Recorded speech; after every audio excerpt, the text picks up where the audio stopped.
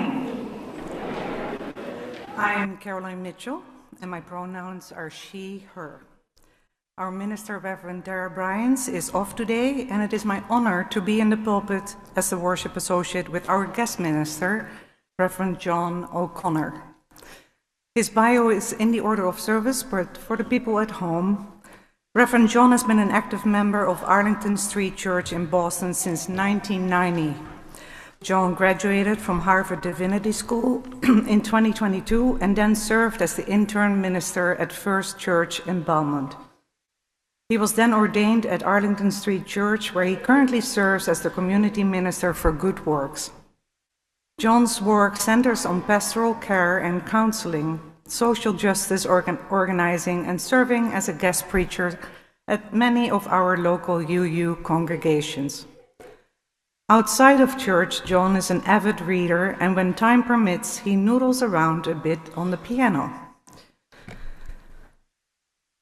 We gratefully acknowledge the Patuxet Wampanoag people on whose ancestral lands we gather today. We commit to support and honor their history and culture. We welcome all of you, members and friends and newcomers alike, whoever you are, wherever you are on your spiritual journey, whatever your age, young or older. For this 1 hour, you are part of this congregation and you are welcome. And of course, welcome to all who are joining us on Zoom. Following the service today, everyone is invited to coffee hour in the assembly hall. It's through this door on my left. Just follow the crowds. And for those who are visiting, please take a red mug. And we can offer you a warm First Parish welcome. I have a few announcements. The stewardship campaign so far has raised $119,000 from 49 pledges. Thank you. So it's still going strong. In the parlor, the first room you enter through the door on my left, you can admire a beautiful tree on the wall with all the names of the people that have pledged so far. If you would like to add your name, it is not too late. Please see one of the stewardship committee members during coffee hour, and if you don't know who they are, come see me and I'll direct you. You can also visit our website and follow the instructions. Tonight is dinner church from 5 till 6:30 p.m. Come enjoy one of Reverend Dara's home-cooked meals, and please feel free to bring a friend.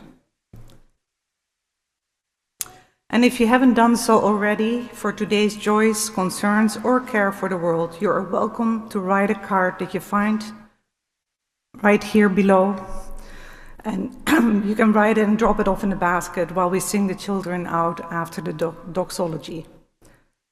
Please feel free to light a candle to put in the bowl with sand at the same time if you want to light one in silence. Thank you.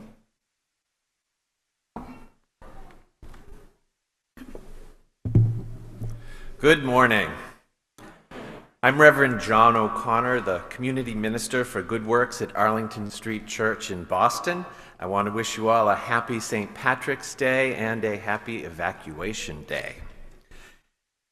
It's a pleasure to be with you here today while Reverend Dara enjoys a well-deserved day off. In these challenging days of political turmoil, economic uncertainty, and war, it is good to be together. We need one another. Our opening words this morning are a poem from Maya Angelou entitled Alone. Lying, thinking last night how to find my soul a home where water is not thirsty and bread loaf is not stone, I came up with one thing, and I don't believe I'm wrong, that nobody but nobody can make it out here alone. Alone, all alone, nobody but nobody can make it out here alone. There are some millionaires with money they can't use. Their wives run around like banshees. Their children sing the blues. They've got expensive doctors to cure their hearts of stone. But nobody, no nobody, can make it out here alone. Alone, all alone, nobody, but nobody can make it out here alone. Now, if you listen closely, I'll tell you what I know. Storm clouds are gathering. The wind is going to blow. The race of man is suffering, and I can hear the moan. 'Cause nobody, but nobody can make it out here alone. Alone, all alone, nobody, but nobody can make it out here alone. Come, let us worship together. Now, please rise in body, rise in spirit, and join in singing hymn number 346, Come, Sing a Song with Me.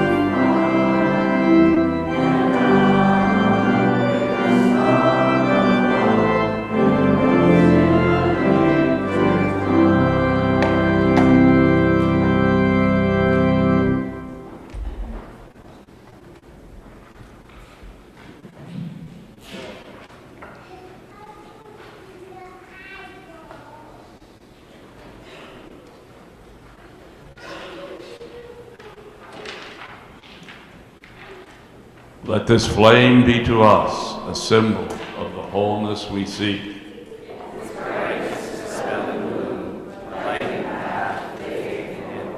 Its glow reminding us of the sacred bonds that link us to all living things. Its radiance calling us to pass the light of freedom, justice, and peace upon all worlds.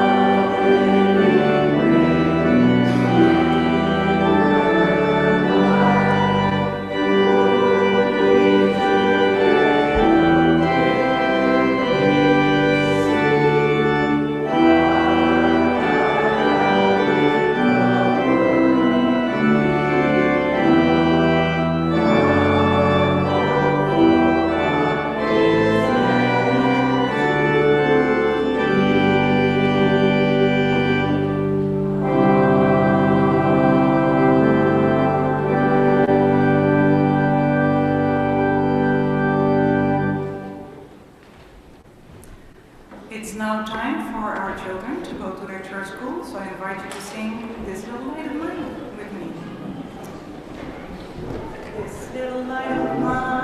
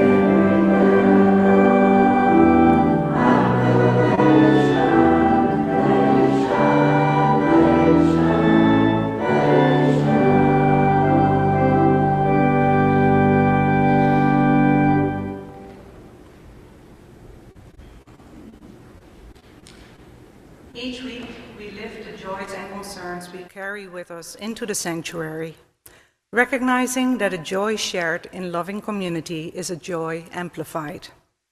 And in sharing our concerns with one another, we lay these burdens down to be held, even if only for a moment, by this community. For those joining us online, if you have a joy, concern, or care for our world to share with this community, please email it to revdara@uudux.org by Saturday night, and it will be read aloud along with those submitted here in the building.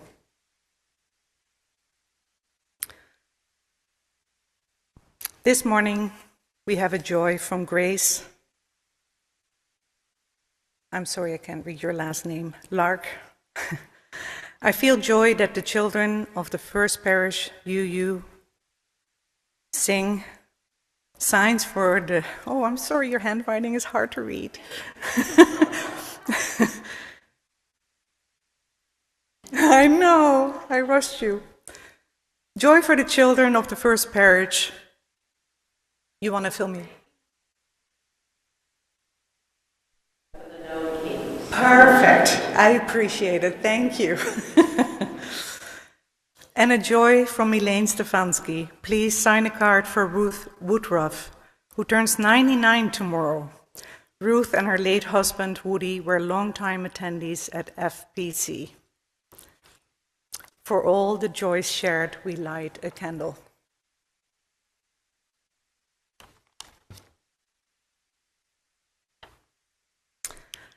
And I have a concern from Karen Sankey. Leanne Paulson fell on ice and broke her ankle last week. For this concern shared, we light a candle. And I have a care for our world from Karen Sankey. The war in Iran should end now. For this care, we light a candle. And we light a final candle for all the joys, concerns, and cares for our world, deeply felt but not yet spoken.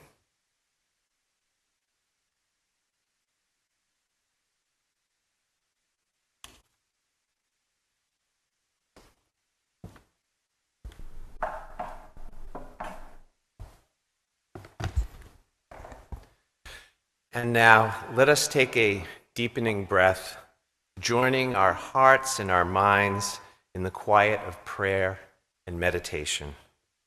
In this time of quiet, let us begin to hear the soft beating of our hearts. Let us listen intently for the messages that come from within. Let us feel gratitude for our lives and for the beauty of the earth. As hard as life gets, as sad or lonely as we sometimes feel, let us always be warmed by the gifts of this life. Let us hold in our hearts all those, known or unknown, who are in need. May we find in ourselves the energy and the knowledge to bring care to the world. let us be aware of the blessing that it is not ours alone to do the work of the world. Love and community work wonders that we by ourselves could never manage. In this time of silence, let us raise up our prayers for ourselves, for our community, for our country, for all nations, and for the world.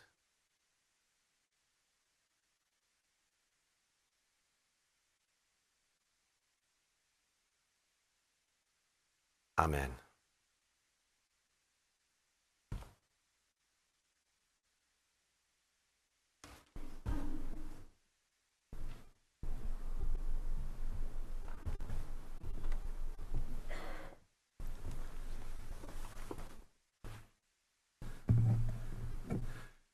Our reading this morning is Pooh and Piglet Walking Together, from Winnie the Pooh by A.A. Milne.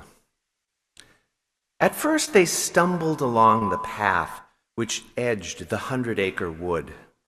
They didn't say much to each other, but when they came to the stream and had helped each other across the stepping stones and were able to walk side by side again over the heather, they began to talk in a friendly way about this and that. Piglet said, "I see what you mean, Pooh." And Pooh said, "It's just what I think myself, Piglet." And Piglet said, "But on the other hand, Pooh, we must remember." And Pooh said, "Quite true, Piglet, although I had forgotten it for the moment." And so they went on talking together in this way for a long time. Then Piglet sidled up to Pooh from behind. "Pooh," he whispered. "Yes, Piglet." "Nothing," said Piglet, taking Pooh's paw. "I just wanted to be sure of you." And so Pooh and Piglet walked on together for a little while more. "Pooh," said Pig presently, "do you think we're going to see a heffalump?" "We might," said Pooh. "Oh," said Piglet rather anxiously, "it's a very good thing to have a friend with you when you're going to see a heffalump," said Pooh. Piglet was so comforted by this that he felt a little braver, and when they had walked on for some time, he said in a very hopeful voice, "Pooh, do you think a heffalump would notice a very small animal like me?" Pooh thought for a little. "Perhaps," he said, "but perhaps it wouldn't." Piglet felt a little better again. "I suppose," he said, "that if we do see a heffalump, we'll do it together," said Pooh. Piglet nodded happily. "Yes," he said, "because it's more friendly with two." Here ends the reading.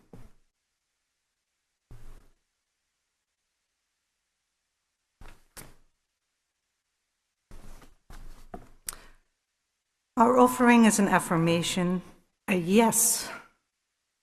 When we give, we say yes to something we value. Today's offering will now be given and received.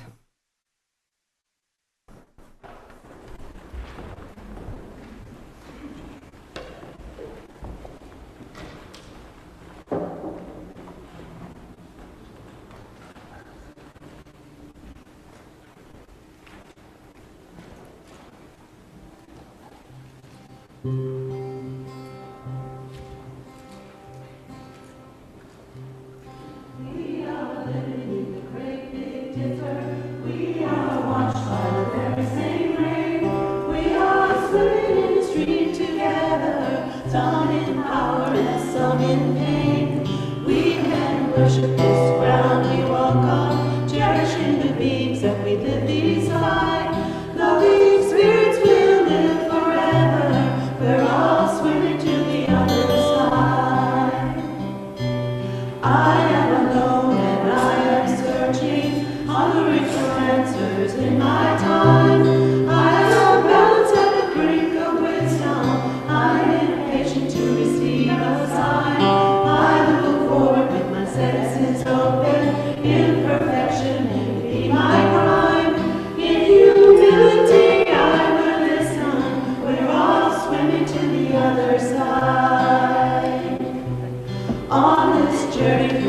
thoughts and feelings, my intuition, my head, my heart.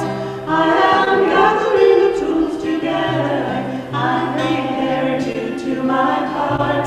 All of those who have come before me, band together and be my guide. Loving lessons that I would follow. We're all swimming to the other side. When we get there, we'll discover all of the gifts we've been given to share. Have been with us since life's beginning, and we never noticed they were there. We can bounce at the brink of wisdom, never recognizing that we've arrived. Loving spirits will live together.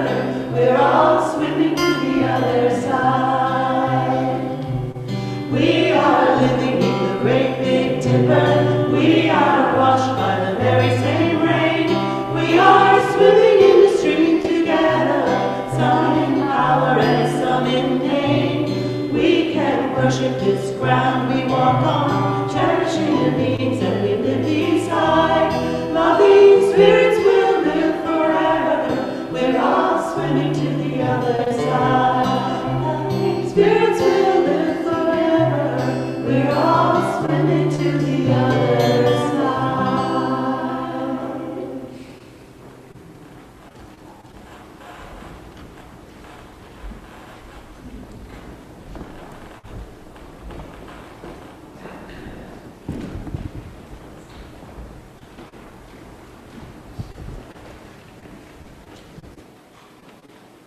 These are really amazing devices. In fact, most of us cannot function without them. Their built-in alarm clocks wake us up each day and then serve up the morning newspaper. There are banks and our methods of payment for purchases. They are interactive, wondrous digital encyclopedias of everything the world has ever known, and it's right there at our fingertips. Their GPS capabilities guide us anywhere in the world we want to go, and they even translate foreign languages for us. They connect us digitally to friends and family and allow us to communicate via voice, text, email, direct messages, and through encrypted platforms that are capable of avoiding government surveillance. In our hands, we hold more computing capability than all the computers combined that enabled NASA to land the astronauts on the moon. And yet, with all of this incredible power in our hands, something seems to be missing. We live today in a strange paradox. Never in human history have we been more connected, and yet, never have we been more lonely. With a few taps on a screen, we can reach hundreds, even thousands of people. Our phones buzz with notifications.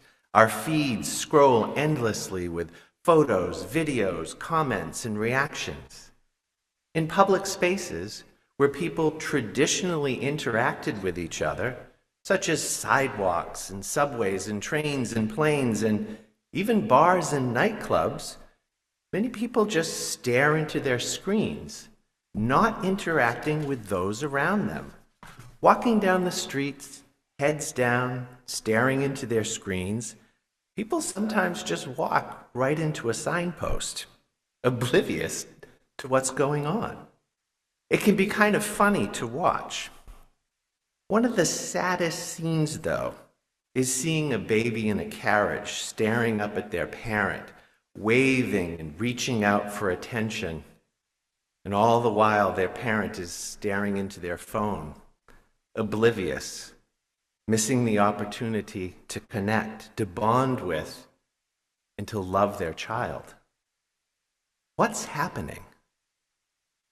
Last year, former United States Surgeon General Dr. Vivek Murthy issued an advisory describing loneliness and social isolation as a public health crisis.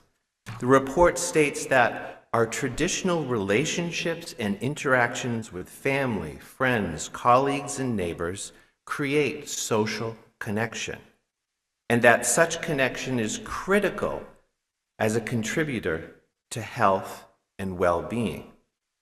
Yet many Americans lack that connection, and the consequences are severe. According to the report, increased risk of heart disease, stroke, dementia, depression, and even premature death. Loneliness has become the defining crisis of our age. And loneliness is not merely an unpleasant feeling. It is a threat to human flourishing. And we must ask ourselves, how did we get here? Part of the answer lies in the very digital environments in which we inhabit. While the social apps and news feeds are very good at giving us what we want, they cannot give us what we need. They give us stimulation, but not companionship. They give us reaction, but not relationship. They give us attention, but not true friendship. They reinforce our beliefs, but they do not challenge us. Facebook tells me I have over 3,620 friends. Makes me feel kind of popular. But I know it's a lie. People who have interacted with my profile in some form or fashion are merely digital contacts. They're not really my friends. And the distinction is really important. A recent lawsuit reported on in the Harvard Gazette alleges that social media platforms were intentionally designed to be addictive, particularly for young people. This case in California suggests that features like infinite scrolling, constant notifications, and algorithmic feeds are engineered to capture and hold our attention, much like the mechanisms used in gambling. The claim is a striking one. The problem, the case argues, is not the actual content, but the design of the platforms themselves. These platforms learn what we like, they feed us more of it, they keep us scrolling and tapping and watching and commenting and returning. If we're not careful, we can end up like the character Gollum in The Lord of the Rings, isolated, alone in a dark cave, holding the ring of power in his hand, stroking it, staring at it, and whispering, "My precious, my precious." Gollum always scared me. More concerning still is that people are now forming therapeutic relationships with generative AI platforms. Rather than going into therapy with a trained psychologist or psychiatrist, people are taking their problems online and asking ChatGPT and Claude for psychological and emotional advice. Emerging lawsuits argue that these platforms have actually contributed to patients actually committing suicide at their AI companions' encouragement. Smartphones, social media, and generative AI are here to stay. If anything, their integration into our lives will only grow and become more central in how we move through the world. So how do we push back? How do we reclaim our humanity? How do we deepen our connections with each other? More than 2,000 years ago, Greek philosophers already understood something essential about the human condition. We cannot live without friends. Plato wrote, "Friendship is the greatest good." The philosopher Epicurus went even further. Of all the things which wisdom provides for the happiness of life, by far the greatest is friendship. And the Roman statesman and philosopher Cicero, a personal favorite of mine, summed it up quite neatly. Without friendship, life is nothing. Now, these ancient thinkers were not naive about human life. They knew suffering, conflict, ambition, and loss.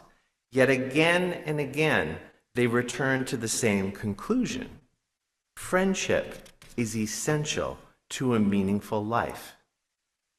Perhaps no thinker explored the subject more deeply than Aristotle. In his Nicomachean Ethics, Aristotle makes a bold claim. Without friends, no one would choose to live, even if they had all the other goods. Consider that claim for a moment. You could have wealth, you could have power, you could have comfort, reputation, pleasure, and success. But without friends, Aristotle says, none of it would make life worth living. Friendship is not optional. It's structural to human suffering. It's essential to our very lives. So just what kind of friendship is Aristotle talking about here? Spoiler alert, it's a heck of a lot more meaningful than Facebook's concept of friend. In the Ethics, Aristotle describes 3 different kinds of friendship, all of which are good and essential to a life worth living. These categories help us understand not only our relationships with one another, but offer us important distinctions to the relationships we have in the digital world. The first kind is friendship of utility. This type of friendship is based on usefulness. Each person gains something from the other. Business partners, colleagues, and political allies often fall into this category.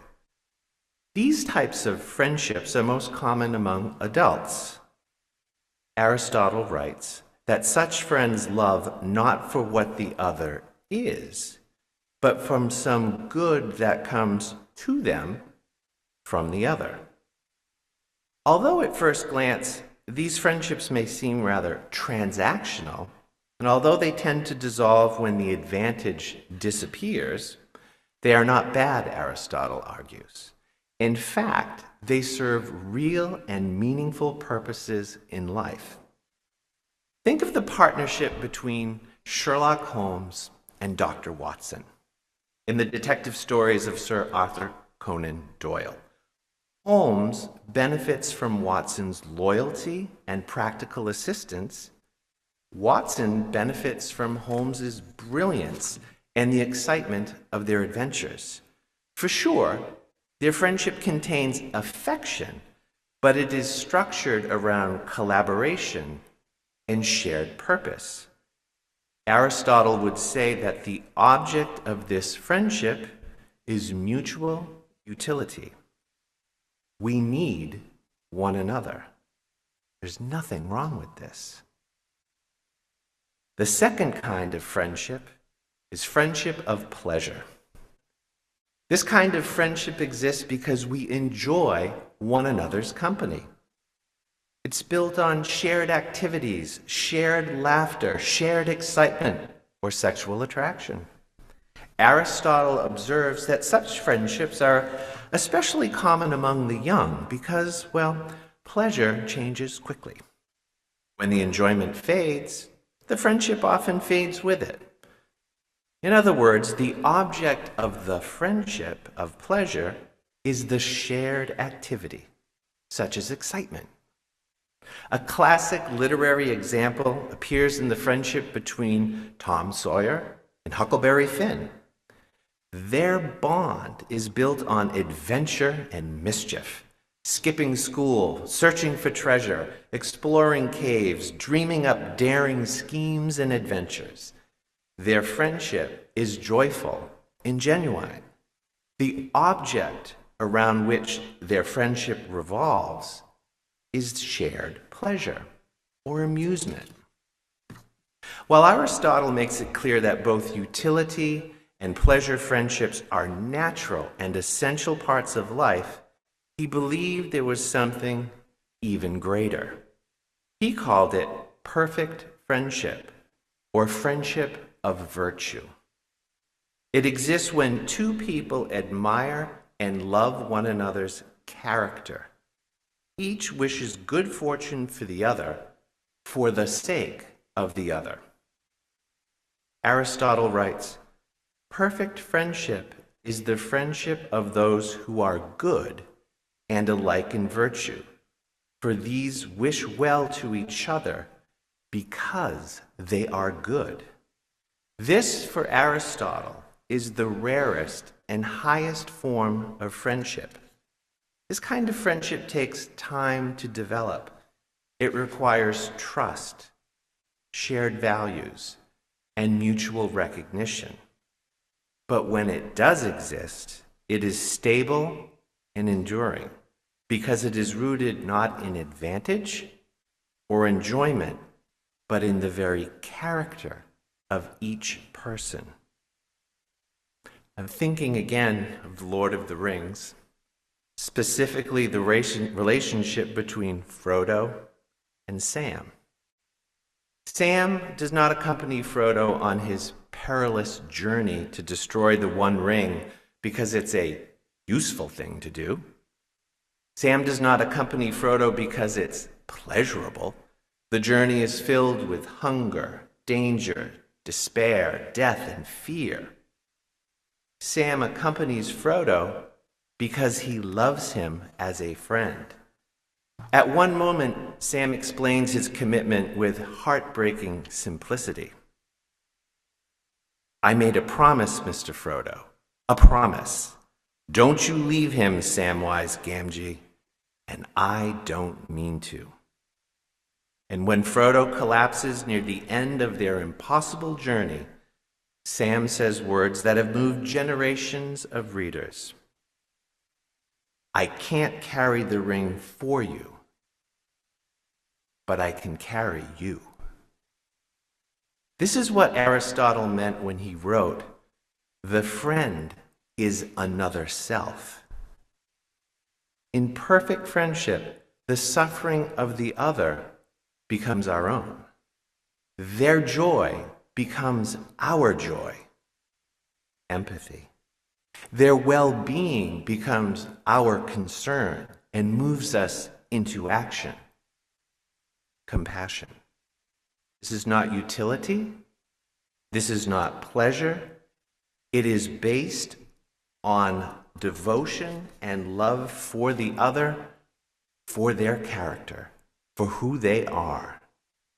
It is the perfect friendship, enduring and mutual.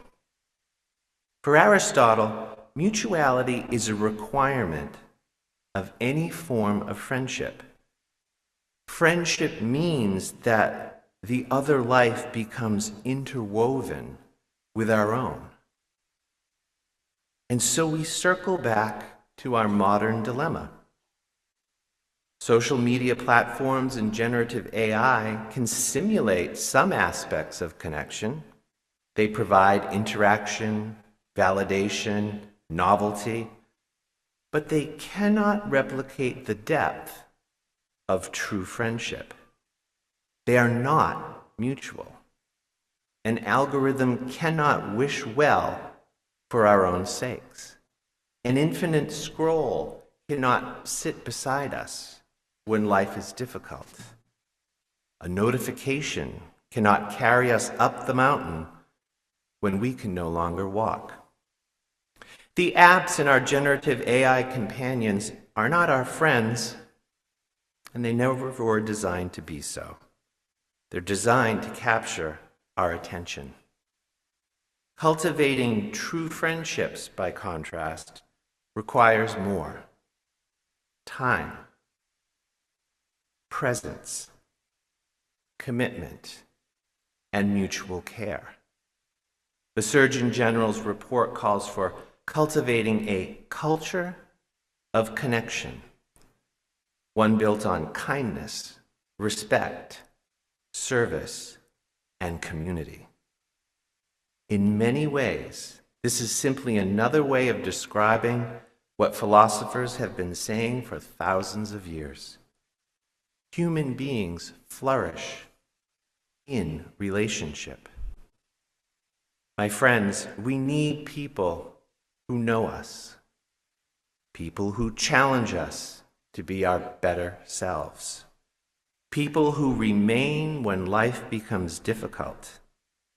The ancients were clear. Friendship is not a luxury. It is one of the foundations of a meaningful life.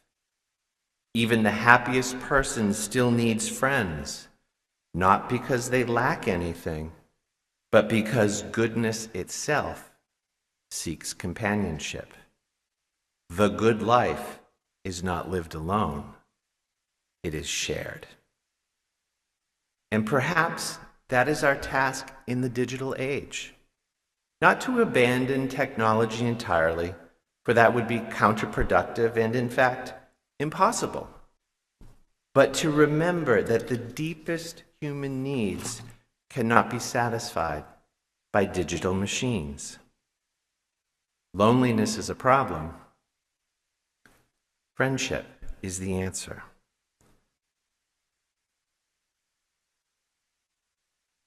Friends, people who know us, people who walk beside us, people who make us laugh, excite us, help us, companion us, people who will say when the road becomes too difficult, I cannot carry the burden for you, but I can carry you.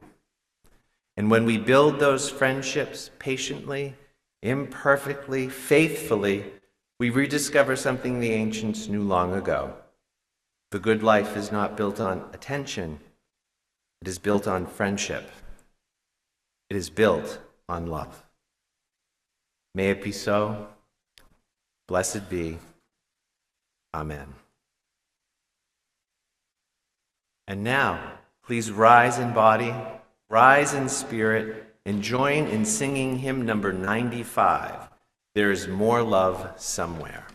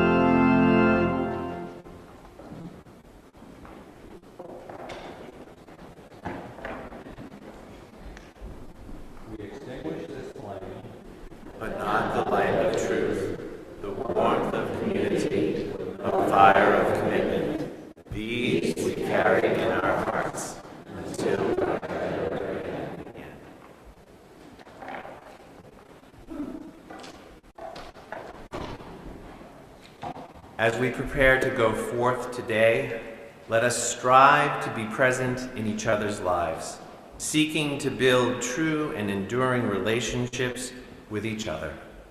For the Sherlock Holmes in our lives, may we be a Dr. Watson, ever there to be useful and helpful in solving problems.